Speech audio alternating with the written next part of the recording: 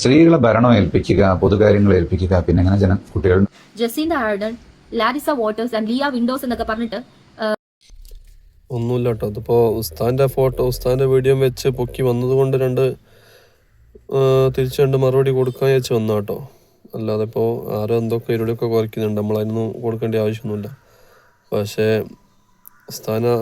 ഉസ്താനെ പറ്റങ്ങ് അവഹേളിക്കാൻ വേണ്ടിയിട്ട് ഇറങ്ങി തിരിച്ചുകൊണ്ട് തോന്നുന്ന വീഡിയോ ഒക്കെ ആയിട്ട് വരുമ്പോൾ രണ്ട് വാക്കുകൾ തിരിച്ചില്ലെങ്കിൽ നമ്മളും മോന്തളല്ലേ. അതുകൊണ്ട് മാത്രം കാരണം ഉസ്താമാരെ വീഡിയോ കാണുമ്പോഴാണ് ഈ താത്ത കേസം കൂടുതൽ ഇളകുന്നത്. അപ്പോൾ അതുകൊണ്ട് രണ്ട് മറുപടി കൊടുക്കാൻ വെച്ചാൽ ഒന്നാ. ഏതായാലും താത്ത പറയട്ടെ, നമ്മളൊന്ന് കേട്ടു നോക്കുക. ഏൽപ്പിക്കുക, പിന്നെ എങ്ങനെ കുട്ടികൾ Jacinda Ardern, Larissa Waters and Leah Windows എന്നൊക്കെ പറഞ്ഞിട്ട് ഉള്ള ലേഡീസ് നിങ്ങളുടെ ഭാഷയിൽ പറഞ്ഞിട്ടുണ്ടെങ്കിൽ നിങ്ങൾക്ക് ഇപ്പോൾ ആ ഭാഷയിൽ വേണം പറഞ്ഞുതരാം, എന്നാലും ചിലപ്പോൾ നിങ്ങൾക്ക് മനസ്സിലാവത്തുള്ളായിരിക്കും.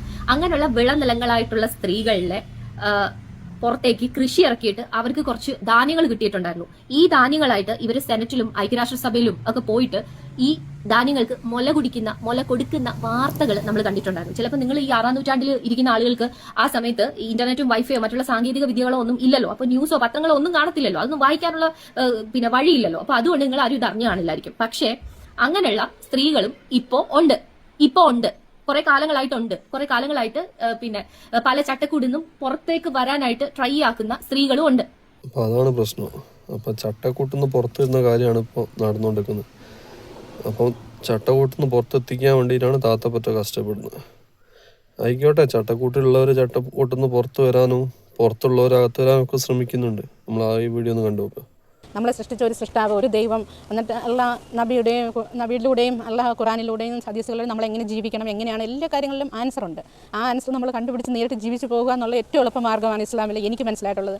ഏത് സംശയം മനസ്സിൽ വന്നാലും നമുക്കതിൻ്റെ ഉത്തരം അറിയത്തില്ലെങ്കിൽ ആരോടെങ്കിലും ചോദിച്ചോ പഠിച്ചോ വായിച്ചോ ഒക്കെ മനസ്സിലാക്കാൻ പറ്റുന്ന ഉത്തരങ്ങളുണ്ട്. ഉത്തരങ്ങളില്ലാത്ത ഒരു ക്വസ്റ്റ്യൻ ഇസ്ലാമിലുണ്ടെന്ന് എനിക്ക് തോന്നുന്നില്ല. ഏറ്റവും എളുപ്പമായിട്ടുള്ളൊരു മതം എനിക്ക് തോന്നുന്നു. ആ ഉത്തരങ്ങളനുസരിച്ച് നമ്മൾ ജീവിച്ചു പോവുക ഏറ്റവും എളുപ്പമായിട്ട് ജീവിക്കാൻ പറ്റും. അതാണ്. പിന്നെ വേഷത്തിൻ്റെ കാര്യത്തിലാണെങ്കിലും സ്ത്രീകളുടെ വേഷം എനിക്കിപ്പോൾ ഏറ്റവും ഇഷ്ടമായിട്ടുള്ളൊരു വേഷമായി തോന്നി ഇതാണ്. പണ്ട് വേഷം മറ്റ് മിഡി ടോപ്പ് ജീൻസ് അങ്ങനെയൊക്കെയുള്ള ഒരു ഡ്രസ്സുകളൊക്കെയാണ് എനിക്ക് ഏറ്റവും ഇഷ്ടം. ഇപ്പം ഏറ്റവും ഇഷ്ടം എനിക്ക് ഇടാനും ഹിജാബ് ധരിക്കാനുമാണ്. അത് ഏറ്റവും ഈ വീഡിയോ നമ്മൾ കേട്ട് ഇപ്പം താത്താൻ്റെ പ്രശ്നം ഇപ്പം എന്താ വെച്ചാൽ നമ്മൾ നോക്കുക എന്താണ് താത്താക്ക് വിഷയം എന്താണ്. അപ്പോൾ ഈ സ്ത്രീകളെ വിളനിലങ്ങളായിട്ടും സ്ത്രീകളെ കുഞ്ഞുങ്ങളെ ഉണ്ടാക്കി വെറുതെ വളർത്തി വീട്ടിരിക്കുക, അതാണ് അവൾ ഉത്തരവാദിത്വം. ഇപ്പോഴും ഈ നൂറ്റാണ്ടിൽ വന്ന് വിവരക്കേട് വിളിച്ചു പറയുന്ന ആളുകളായിട്ട് എനിക്ക് ചോദിക്കാനുള്ളത്, നിങ്ങൾ ഈ വിളനിലങ്ങളിൽ കൃഷി ഇറക്കിയിട്ട് ഈ പ്രോഡക്റ്റ് ആയിട്ടിരിക്കുമ്പോൾ ഈ വിളനിലത്തിന്റെ ഉടമസ്ഥൻ എന്തെങ്കിലും നാളെ സംഭവിച്ചാലോ, അല്ലെങ്കിൽ ഒന്ന് ഡിവോഴ്സ് അല്ലെങ്കിൽ അൺഫോഴ്സിങ് ഇൻസിഡൻസോ കാര്യങ്ങളോ എന്തെങ്കിലും അൺഎക്സ്പെക്ടഡ് ആയിട്ടുള്ള സംഭവങ്ങൾ ഉണ്ടായി കഴിഞ്ഞാൽ ആൾ മരണപ്പെട്ടു എന്ന് വിചാരിക്കുക, ഈ സ്ത്രീയും ഈ കുട്ടികളും എന്തെടുക്കും, ഇവർ എങ്ങനെ മുന്നോട്ട് ജീവിക്കും എന്നുള്ള കാര്യത്തിനെ കുറിച്ച് നിങ്ങൾക്ക് എന്തെങ്കിലും ബോധ്യമുണ്ടോ? എന്തെങ്കിലും സാമൂഹ്യ ഉത്തരവാദിത്വം ഉണ്ടോ നിങ്ങൾക്ക്? ആ രീതിയിലാണോ നിങ്ങൾ ഈ സംസാരിക്കുന്നത്? നമ്മൾ പെട്ടെന്ന് മരിച്ചു പോയാൽ, ഇപ്പോൾ ഭർത്താവ് മരിച്ചാൽ ഭാര്യയും മക്കളും എന്ത് ചെയ്യും എന്നുള്ളൊരു ചോദ്യമാണ് ഇപ്പോൾ താത്ത ചോദിക്കുന്നത്. നല്ല ചോദ്യമാണ്. അപ്പം നമ്മൾ പെട്ടെന്ന് ഇപ്പോൾ മക്കളുണ്ടാക്കിയിട്ടിട്ട് നമ്മൾ മരിച്ചാൽ, അപ്പോൾ ആദ്യം പറയാനുള്ള ഈ മരണം എന്ന് പറഞ്ഞ സംഭവം അതിപ്പോൾ നമ്മളിപ്പോൾ ഉണ്ടാക്കിയിട്ടോലോ മരിക്കുന്ന സമയത്ത് നമ്മൾ മരിക്കുമോ? നമ്മളെ ഭാര്യമാർ മരിക്കുന്നുണ്ട്, നമ്മളെ മക്കൾ മരിക്കുന്നുണ്ട്, ഇപ്പം കല്യാണം കഴിക്കുമ്പോൾ ഭാര്യ വിചാരിക്കുന്നുണ്ട്. അപ്പോൾ ഞാൻ പെട്ടെന്ന് മരിച്ചാൽ എൻ്റെ മക്കളെന്ത് ചെയ്യൂ, അതല്ല എൻ്റെ ഭർത്താവ് എന്ത് ചെയ്യുന്നപ്പോൾ ഭാര്യ എന്തെങ്കിലുണ്ടോ? അതുമില്ലല്ലോ. പിന്നെ ഈ ചോദ്യമൊക്കെ സമൂഹത്തിന് ഒന്നല്ല ചോദിക്കേണ്ടി.